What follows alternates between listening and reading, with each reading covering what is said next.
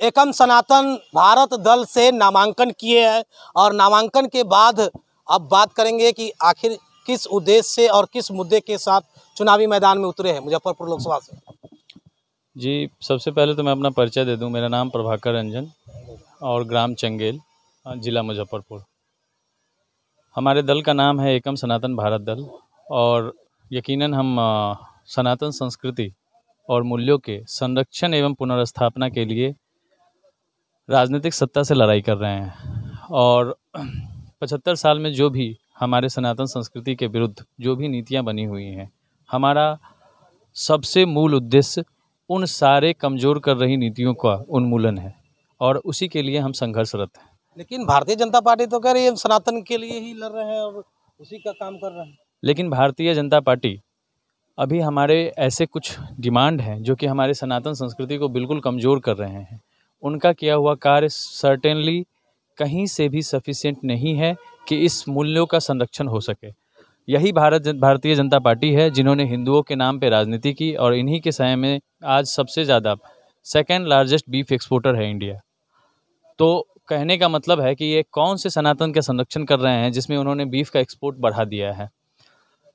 उसके बाद हमारे कम से कम काशी में 300 से ज़्यादा मंदिर विध्वंस किए गए हैं काशी विकास के नाम पे।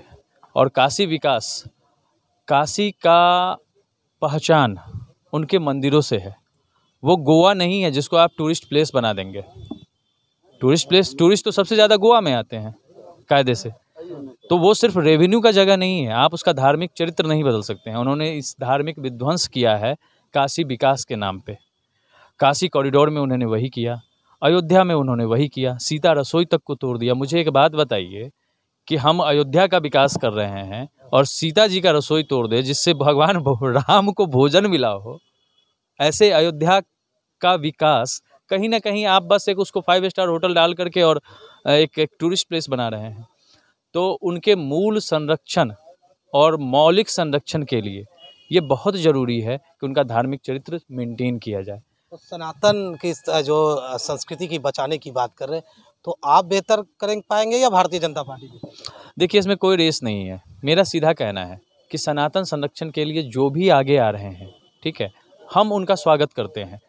हमको नहीं पता कि राजनीतिक पार्टियों ने क्या किया है आज तक। 75 साल में मेरी नज़र में कोई भी ऐसा कार्य नहीं दिख रहा है जो सनातन के संरक्षण के लिए हुआ हो। और यही कारण है कि हमारे दल का निर्माण हुआ। हमारे दल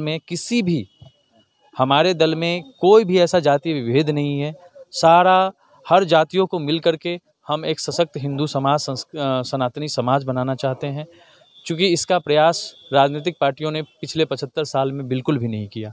हर कोई यही एक समुदाय विशेष का मत, जो एक सर्टेन जो भी उनका परसेंटेज है, साथ में हिंदुओं को जातियों में लड़ाओ इतना ताकि 10-15% उधर से खिसक गया और हम आ गए पूर्ण बहुमत में। हमारी सरकार बन गई। उसके बाद किसी भी राजनीतिक पार्टी ने हमारा सुध नहीं लिया। इसका सबसे सीधा उदाहरण तो आप इस बात से समझ लीजिए कि भारत में लगभग 50 के दशक से ही गौ हत्या वध का कानून है। और आप देख लीजिए आपके शहर में गौ हत्या हो रही है कि नहीं हो रही है।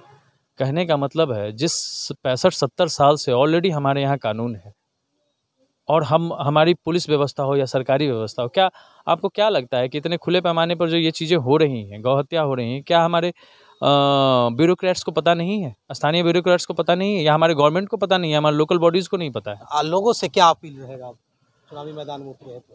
जी, मैं तो यही विनम्र निवेदन करूँगा कि हम सनातन संस्कृति और संरक्षण के लिए लड़ रहे हैं। हमने एक युद्ध शुरू किया है, लेकिन कोई भी लड़ाई बिना समाज के शक्ति के बिना नहीं लड़ी जा सकती है। कहाँ से लड़ रहे हैं, क्या नाम होगा आपका परिचय? जी, मैं मुजफ्फरपुर लोकसभा क्षेत्र से लड़ रहा हूँ और मेरा नाम प्रभाकर रंजन, ग्राम चंगेल, थाना कटरा और प्रखंड कटरा, जिला मुजफ्फरपुर। तो देखिए किस तरह से सनातन संस्कृति के बचाने की बात कर रहे हैं और किस तरह से चुनावी मैदान में उतरे हैं और भारतीय जनता पार्टी के सनातन संस्कृति बचाने वाले सवाल पर किस तरह से सवाल खड़े कर रहे हैं और सनातन संस्कृति को बचाने के लिए ही ये चुनावी मैदान में उतरे हैं, जैसा इनका कहना है। देखते रहे, आगे देखना होगा कि आखिर सनातन बचाने के लिए कौन सी पार्टी किस मुद्दे पर और किस साथ जनता को साधने का काम करती है। देखते रहे खबर मुजफ्फरपुर, आगे भी इस तरह की खबरें हम आपको दिखाते रहें।